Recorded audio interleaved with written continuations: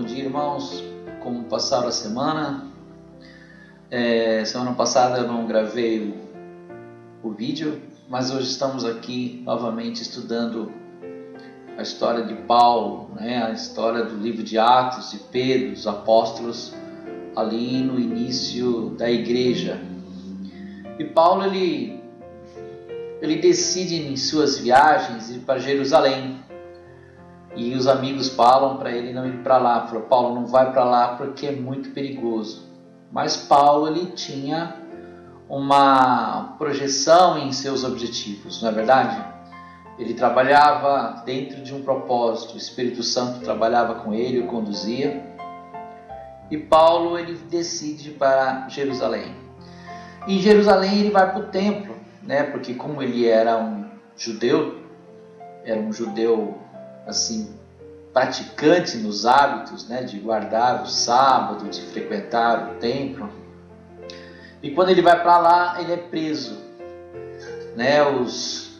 Aquelas pessoas que estavam ali em Jerusalém, que haviam julgado Jesus, aqueles sacerdotes, fariseus, que sempre estavam perseguindo os cristãos, vê que Paulo está ali e eles armam para Paulo e o prendem.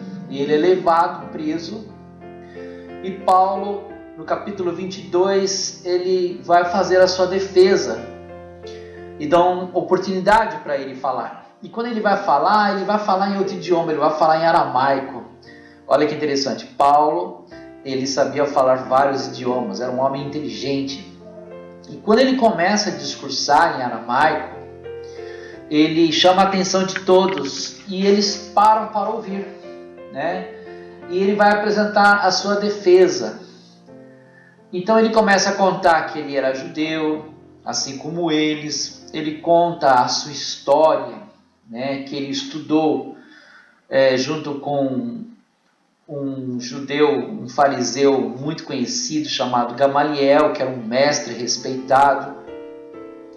E ele conta a história que ele foi um perseguidor, né? Ele perseguia os cristãos porque ele era um fariseu extremamente zeloso, assim como eles são. Então ele, no seu discurso, Paulo ele vai se identificar com cada um deles, né? Ele fala que ele matou gente, que ele destruiu famílias, né?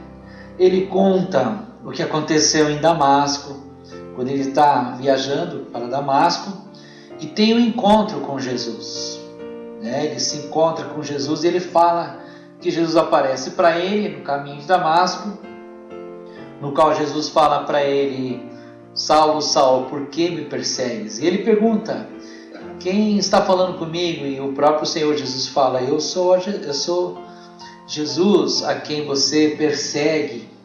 E ele conta a história que ele ficou cego, que Ananias ora por ele e ele recupera a visão e ele se converte ao cristianismo. Conta também que ele estava lá no momento que Estevão foi morto, apedrejado, ele consentiu que fosse feito isso. Então Paulo ele fala tudo sobre a sua história, das viagens, mas ali em Jerusalém ele não estava pregando. Em Jerusalém ele simplesmente foi ao templo como um judeu, como um judeu praticante que ele era, de frequentar o templo e de também guardar o sábado. Mas as pessoas acabaram prendendo. Então não havia nenhuma acusação real contra ele ali. E ele, muito inteligente, ele começa a fazer a sua defesa. Ele, de uma forma muito astuta, ele vai contar tudo sobre como aconteceu e por que ele estava ali. Então, a viagem de Paulo, onde ele passou por vários lugares, né? E ele tinha um objetivo de chegar até Roma, porque o próprio Senhor Jesus, ele fala: importa que você vá até Roma. Então ele está dentro de um propósito nessa história, né? Em Atos capítulo 22, ele vai falar uma coisa que vai deixar aquelas pessoas ali irritadas. E no meio da conversa, quando ele começa a falar que ele era um perseguidor, que ele se converteu, que Jesus encontrou com ele indo para Damasco, ele vai falar uma frase para aquelas pessoas que estão ouvindo que vai deixar eles profundamente irritados. Está em Atos capítulo 22, versículo 21. Olha o que diz aí. E disse-me, vai, porque hei de enviar-te aos gentios de longe. Então, aquelas pessoas que estavam ouvindo a defesa de Paulo, né, que queriam matá-lo, né, porque ele era um pregador do evangelho, aquelas pessoas que estavam ali eram aqueles fariseus religiosos, praticantes, né? Eles, quando ouvem Paulo falar que Jesus mandou ele pregar para os gentios, eles ficaram malucos. Porque os gentios, eles não eram circuncidados, eles não guardavam o sábado, eles comiam carnes que para eles eram carnes ilícitas, eram pessoas perdidas. Então, quando ele fala que Jesus diz para ele pregar para essas pessoas perdidas, eles ficam irritadíssimos. Olha o que diz o 22. E ouviram-no até esta palavra e levantaram a voz dizendo, tira da terra um tal homem, porque não convém que viva. Eles queriam matar Paulo ali. No momento da sua defesa, quando ele fala que Jesus mandou ele pregar para os gentios, que são os não-judeus, né? Eles queriam matar Paulo ali mesmo. E clamando eles e arrojando-se de si as vestes, lançando pó para o ar. Imagina, eles rasgavam as roupas, pegavam a terra e jogavam para cima, né? Começavam a ter gestos de revolta com o discurso de Paulo. Então eles ficaram profundamente irritados com essa história de Paulo, quando ele diz que Jesus o mandou pregar para os gentios. Aí o chefe lá, o tribuno, mandou que o levasse para a fortaleza. A fortaleza era lá onde ficavam os presos, né? Dizendo que o examinasse com açoites. Falou, leve esse homem para lá e dá uma surra nele. É o que falaram, coitado do Paulo, né? Para saber por que causa assim clamavam contra ele. Mas na hora que o tribuno mandou levar ele, os responsáveis levam Paulo para ser açoitado, o Paulo ele chega e fala uma coisa para o centurião, né? O centurião era o militar responsável ali pelo que estava acontecendo. E olha só o que diz o versículo 25. E quando estavam atando com correias, ele ia ser açoitado ali, né? Já estava amarrando ele. O Paulo ele chega e fala para o centurião assim, é-vos lícito aceitar um romano sem ser condenado? Ou seja, vocês vão aplicar, segundo a lei, né, de vocês, um corretivo em cima de um romano, sem ter passado por um tribunal, sem ter direito à defesa? Paulo ele conhecia bem as leis judaicas, mas ele também conhecia o direito romano.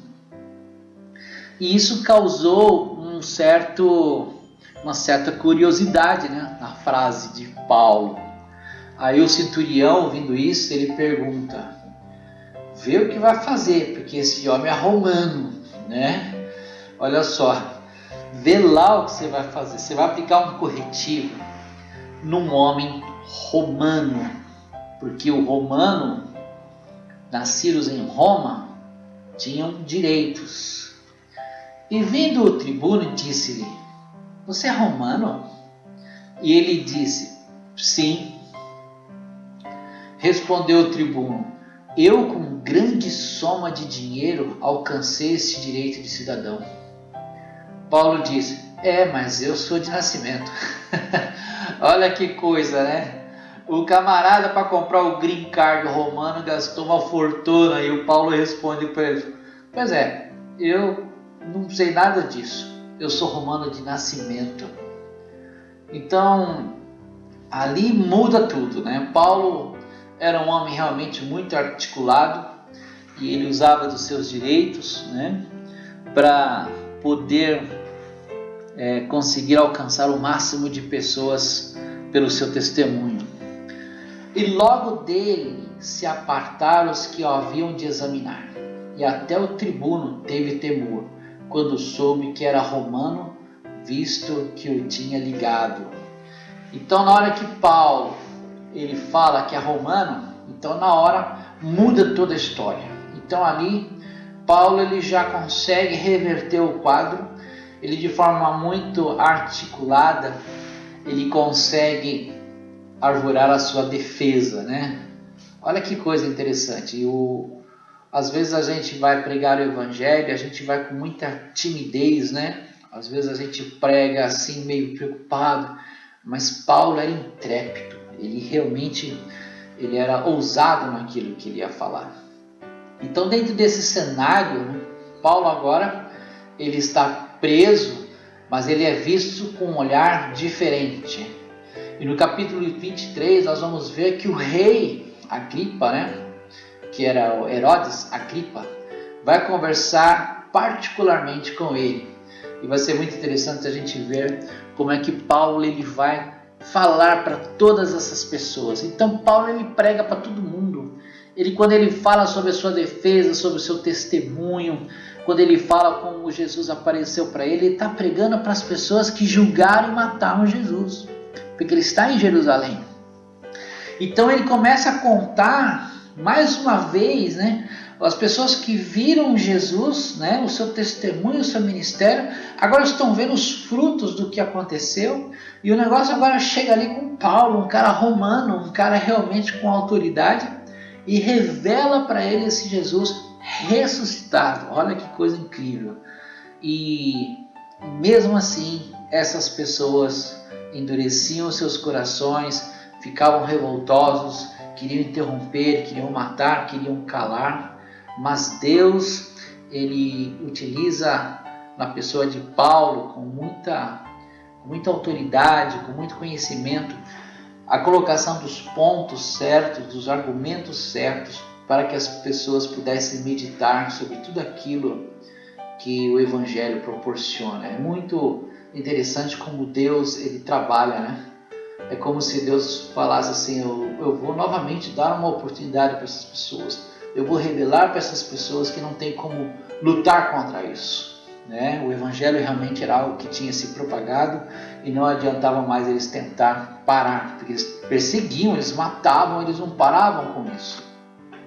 No dia seguinte, querendo saber ao certo a causa por que era acusado pelos judeus, soltou-o das prisões e mandou vir aos principais dos sacerdotes e todo o seu conselho, e trazendo Paulo, o apresentou diante deles. Então Paulo, no capítulo 23, né, ele vai falar para todo mundo ali, né, que estavam o acusando, e ali as autoridades vão estar presentes, né, tanto com Festo, que era o governador, mais para frente, Félix, que é o que está prendendo nesse momento, né, e ele vai ficar um tempo aí preso, acho que aproximadamente 2 anos. Aí o Félix, que é o que prendeu ele agora, ele sai da posição de governador, aí vem Festo e apresenta a situação de Paulo para o rei, né, que é o Herodes, né, Agripa.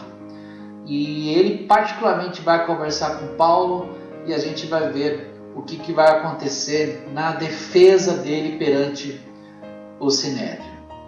Então, o que nós podemos aprender de Atos 22? Nós temos que ter foco naquilo que a gente quer fazer, né?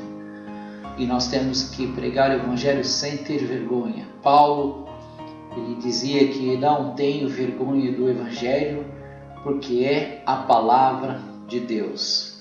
Você já viu alguma pessoa com vergonha de pregar o Evangelho, né? Muitas pessoas às vezes podem ter timidez ou vergonha, mas Paulo ele nos dá essa lição, né? De mesmo estando cercado por pessoas que queriam matá-lo, ele foi ousado e usou de sabedoria, e usou de graça, e usou de ousadia para impactar as pessoas ali que queriam matá-lo. Amém? Que Deus te abençoe. Semana que vem vamos estudar mais um capítulo. Que essa semana seja uma semana de vitória.